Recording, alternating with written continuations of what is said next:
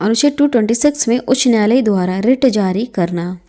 अनुच्छेद 227 में सभी न्यायालयों के अधीक्षण की उच्च न्यायालय की शक्ति, इसके बारे में प्रावधान है। अनुच्छेद 228 में कुछ मामलों में उच्च न्यायालय का अंतःकरण का उल्लेख है। नेक्स्ट देखिएगा, अनुच्छेद 230 कहता है उच्च न्यायालय की आधिकारिकता का संघ राज्य क्षेत्रों पर विस्तार। इसका अर्थ क्या हुआ? देखिए, वर्तमान में कितने उच्च न्यायालय हैं? 25 हैं, लेकिन राज्य इससे तो कहीं ज़्यादा है, केंद्र शासित प्रदेश भी इससे कहीं ज़्यादा है। तो कैसे होगी सुनवाई, किस तरह से होगी? तो देखिए, जो भी उच्च न्यायालय हैं इनके अंडर में बहुत सारे राज्य आते हैं, इनके अंडर में बहुत सारे राज्य मिलकर भी आते हैं। तो इस तरह से यहाँ पर लिखा हुआ है कि उच्च न्यायालय की आधिकारिकता का संघ राज्य क्षेत्रों का विस्तार। ठीक है, तो उसमें राज्य बढ़ाए भी जा सकते हैं, घटाए भी जा सकते हैं।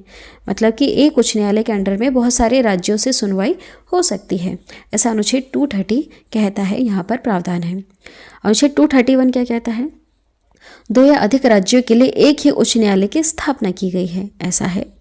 अनुच्छेद 233 कहता है जिला न्यायाधीशों की नियुक्ति का प्रावधान है। आगे बढ़ते हैं। अनुच्छेद 235 कहता है अधीनस्थ न्यायालय पर नियंत्रण। चलिए आगे चलते हैं। भाग 8 क्या कहता है? संघ राज्य क्षेत्र। अनुच्छेद 239 से 242 तक। अनुच्छेद 239 कहता है संघ राज्य क्षेत्रों के प्रशासन का उल्लेख इसमें देखने के लिए मिलता है। अनुच्छेद 240 में कुछ संघ राज्य क्षेत्रों के लिए भी विनियम बनाने की राष्ट्रपति की शक्ति है। अनुच्छेद 241 कहता है संघ राज्य क्षेत्रों के लिए उच्च न्यायालयों का प्रावधान है। संघ राज्य क्षेत्र का अर्थ क्या हो? यहाँ पर केंद्र शासित प्रदेश की हम यहाँ पर बात कर रहे हैं। यहाँ पर लिखा हुआ है 240 में कुछ संघ राज्य क्षेत्रों के लिए विनियम बनाने की राष्ट्रपति की शक्ति है। ठीक है, चलिए आगे बढ़ते हैं। भाग 9 और 10 में क्या लिखा हुआ है? भाग 9 में अनुच्छेद 243 कहता है पंचायतों का इसमें उल्लेख है। अनुच्छेद 244 में अनुसूचित क्षेत्र और जनजाति क्षेत्रों का प्रशासन, इसके बारे में प्रावधान है। भाग 11 में संघ और राज्य के बीच में संबंध है। अनुच्छेद 245 से 263 तक।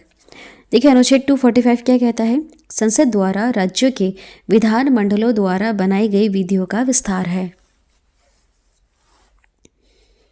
अनुच्छेद 248 में अवशिष्ट विधायी शक्तियों के बारे में प्रावधान है।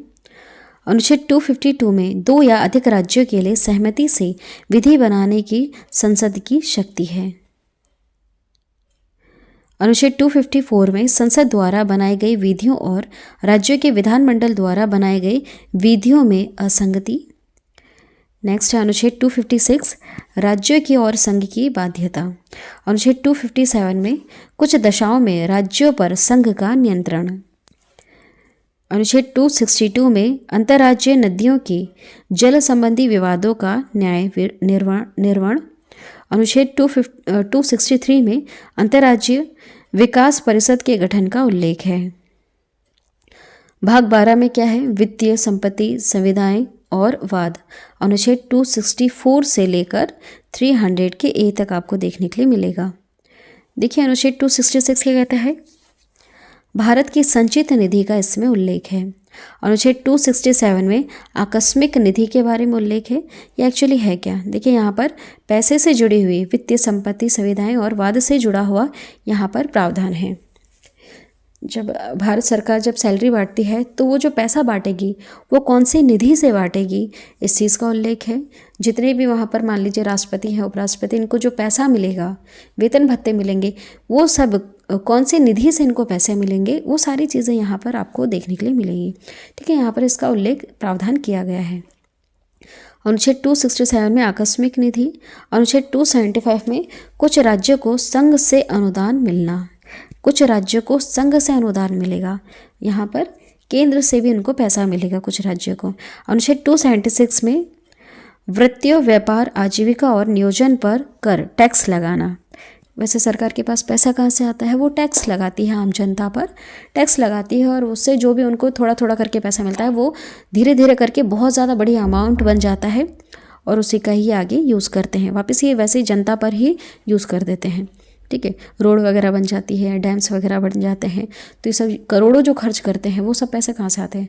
ये जनता से ही आते हैं, जनता के लिए ही इन पे वापस लुटा दिया जाता है। देखिए अनुच्छेद 280 में वित्त आयोग का उल्लेख है, अनुच्छेद 281 में वित्त आयोग की सिफारिशें, अनुच्छेद 292 में भारत सरकार द्वारा उधार लेना, भारत सरकार उधार लेती है। इसका बहुत बड़ा एग्जाम्पल है आपके सामने, पाकिस्तान सरकार के बारे में आप सुन ही रहे होंगे न्यूज़ में, ठीक है। भारत सरकार वैसे नहीं लेती है इतना उधार, लेकिन आप देख रहे होंगे हमारे जो पड़ोसी देश हैं श्रीलंका पर देखिए कितना सारा उधार है ना। इस तरह से जो छोटे छोटे देश हैं आसपास उन पर बहुत सारा उधार है, ये उधार ले लेते हैं दूसरे देशों से, इस तरह से कर सकते हैं। अनुच्छेद 293 में राज्य सरकार द्वारा उधार लेना, राज्य सरकार भी उधार ले सकती है। अनुच्छेद 298 में व्यापार करने के अधिकार हैं। अनुच्छेद 299 में संविदाएं।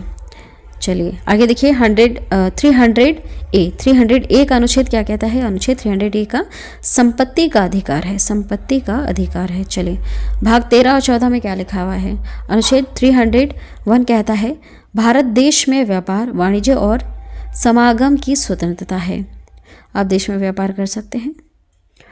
अनुच्छेद 309 क्या कहता है? संघ या राज्यों की सेवा करने वाले व्यक्तियों की भर्ती और सेवा की शर्तें।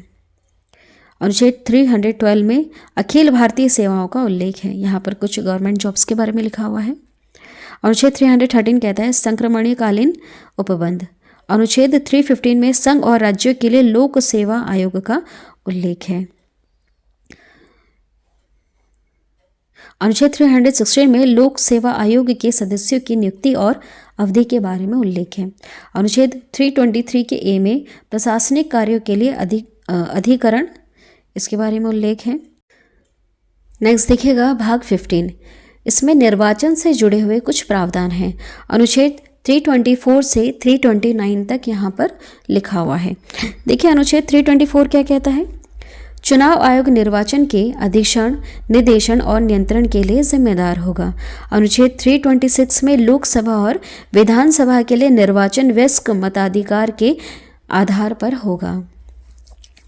अनुच्छेद 329 पर निर्वाचन संबंधी मामलों में न्यायालय के हस्तक्षेप का उल्लेख है।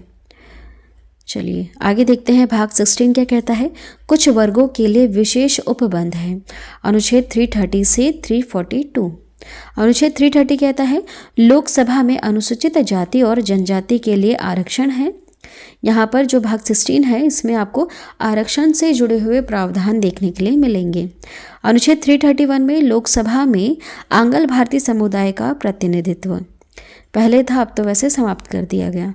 अनुच्छेद 332 में विधानसभा में अनुसूचित जातियों और जनजातियों के लिए आरक्षण है। अनुच्छेद 333 में विधानसभा में आंगन भारतीय समुदाय का प्रतिनिधित्व। देखिए अनुच्छेद 338 में अनुसूचित जाति एससी के लिए राष्ट्रीय आयोग का उल्लेख है। अनुच्छेद 338 के ए में लिखा हुआ है अनुसूचित जाति एसटी के लिए राष्ट्रीय आयोग। अनुच्छेद 338 के बी में अन्य पिछड़ा वर्ग ओबीसी के लिए राष्ट्रीय आयोग। अनुच्छेद 341 अनुसूचित जातियां एससी के बारे में लिखा हुआ है। अनुच्छेद 342 में अनुसूचित जनजातियां एसटी के बारे में प्रावधान है। भाग 17 में देखिएगा राज्य भाषा का उल्लेख है। अनुच्छेद 343 से 351। अनुच्छेद 343 में संघ की राज्यभाषा का उल्लेख है।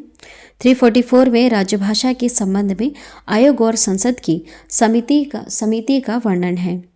अनुच्छेद 345 में राज्यों की राज्यभाषा है। अनुच्छेद 346 में संघ और राज्य या दो राज्यों के बीच पत्राचार की राज्यभाषा। अनुच्छेद 348 में उच्चतम न्यायालय और उच्च न्यायालय में प्रयोग की जाने वाली भाषा का उल्लेख है। अनुच्छेद 351 में हिंदी भाषा के विकास के लिए निर्देश।